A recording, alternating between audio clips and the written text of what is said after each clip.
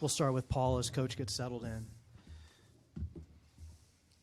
Coach, obviously a game like that, you could point to a lot of different moments of the game, but kind of take us through what you saw in the closing seconds with Murphy having a pretty good look there. Like I said, I know you could point to a lot of different factors, but what you saw in those final seconds. Yeah, and we're definitely not going to point to that. It's the first thing I addressed when I walked in the locker room that, this ain't on you. There were a million plays in a game like that. There were plays after that. And even if he makes that shot, doesn't necessarily mean we're going to win the game. He obviously was distraught over it, and that's not why we lost this game. We'll stay on the front row to the left. We'll go to Robbie, and then we'll go to James. Coach, seemed like Hubbard was a little more intentional getting to the rim and finding some spots mid-range too offensively, and not really just living behind the three-point line. I know he had a big day there, but what did you think about how he attacked offensively today and the execution too, and what he was able to do to keep you in the ball game? Yeah, he had a heck of a special individual performance. It's just sad that it's going to come in a loss, but we see that, and we saw that in games. We certainly see it in practice a lot, and our guys understand when he's in one of those modes that we all got to find ways to get him the ball in space and kind of let him do what he does. And would have loved to have seen if we could have executed that final pitch play when it looked to me they were not going to foul, and that was my biggest worry. Is I felt like we needed to get a shot off before they could set their D and foul us when there was a three-point game, and I couldn't see it from where I was. But they obviously got, a hand in there, and we weren't able to complete it. Coach, you talked about needing to work on the three-point defense. What's it going to take to be able to get it to a level where you can win these types of games? Yeah, we've lost two high-level games at home to teams that, basically beat us from the three-point line, with Kentucky with 16 for 32, and then Alabama was 15 for 31. But, it's also, what kind of Kentucky does to a lot of people. They beat Tennessee last night, and I think they made 14 for, 28, 29, something like that. And then Alabama, even though they haven't been shooting it as well as they have maybe in years past, they're certainly very capable of getting hot from the three. And, we were intent on trying to turn them over as much as we could in some of the schemes that they had. And I felt like we were pretty aggressive with two on the ball a lot, but credit to their handlers. They survived some pretty tough traps. And then when you're committed like that and you don't get a tip or deflection or a steal when they throw it out, it's hard to rotate, especially when you got guys that can shoot from range. So, it's kind of pick your poison a little bit.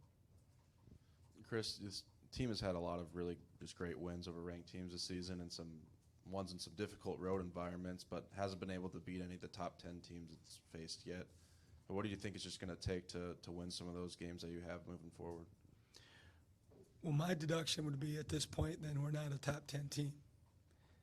We've lost 4 games of our 5 to top 10 teams, and I don't like saying that or admitting that because I like this team. I'm confident in this team. I believe in this group. It's what I told them before the game, what I told them during the game, and what I told them after the game. And we just got to stay the course. Woulda, shoulda, coulda.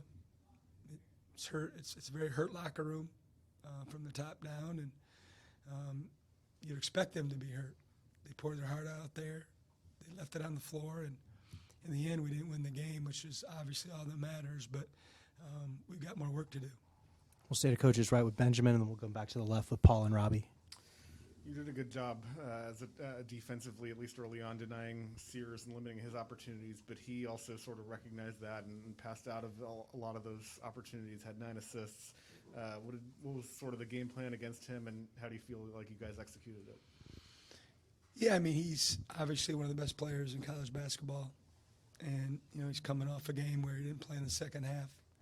So I'm sure he was excited to prove his worth to his coaches and his teammates, from all indication he's a wonderful kid and works really hard at his craft. So we expected him to be very aggressive, and he was. And like I said earlier, pick your poison. Like, he had 9 assists because we had him bottled up quite a few times, and he made some really good plays out of the double teams. He also had 7 turnovers, which turned offense for us at least a few of the time. So, it's just a game within the game.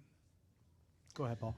Coach, with foul trouble in the first half, it kind of gets lost in the shuffle with Delquan having to come in there. But I thought he gave you some pretty good minutes and going against a pretty talented backcourt. Just your thoughts about him and in that kind of moment to play like he did.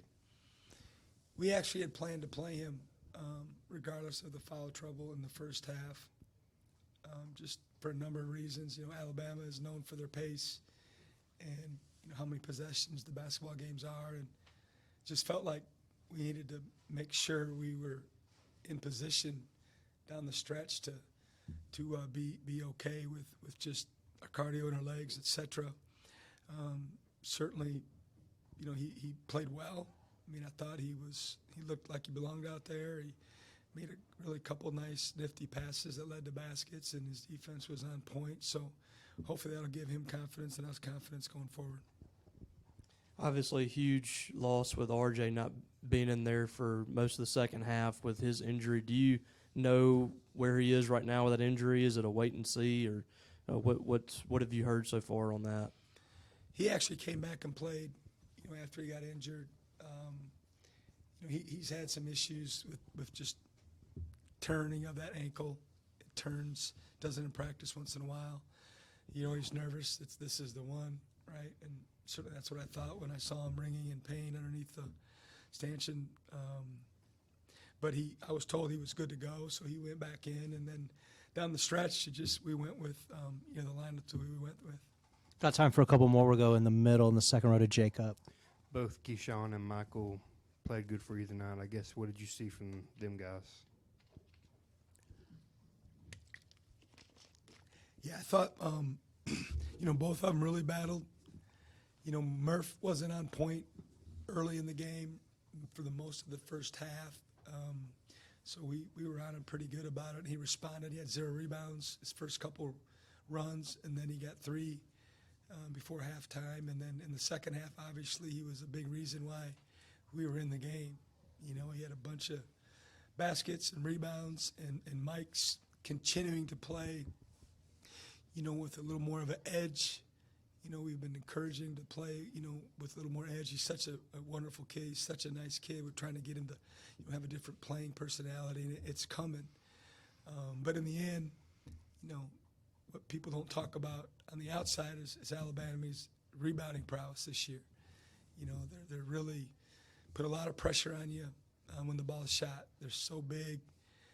They come at you in waves. They got great depth, and they just keep pounding you on the glass. And in the end, that was as big a reason why they won the game as anything, is over the course of the game. And then, the free throw checkout there late, we weren't able to secure. Back to those last couple possessions, chose not to call a timeout. I think you said that you didn't want the defense to get set on that last possession. Is that why you chose not to call a timeout the previous possession too? In those situations, it's like I told our staff, I'm just going to see how it plays out. If it looks like we're going to have a chance to get a look in what we were running, which they ran what we wanted to run, we had a chance to be able to signal it in during the free throw. And, we had Hub coming off in the direction we wanted him to come. And then, again, I couldn't see it to know what exactly happened, with the pitch/DHO. But obviously their defense did a good job of disrupting it. But you just worry that, they're going to foul you, in that situation. So if you get a chance to get one of your best players with a 3-ball, I think you have to take it. Second row left to wrap us up. Coach, with Alabama being a projected number 1 seed, even having a close loss like this outside of this building, there's a lot of confidence that builds towards this team playing in a game like this so competitively. But inside the locker room, do you guys gain any sort of confidence playing against a team this talented, or is it just kind of the overlook is the loss? Yeah, there was no feeling like that. It was just upset, dejected, disappointed. And, we got to obviously turn the page very, very quick in this league. Thank you, guys. We'll see you Saturday. If you need Nate Oates audio, text me. Yes, Friday.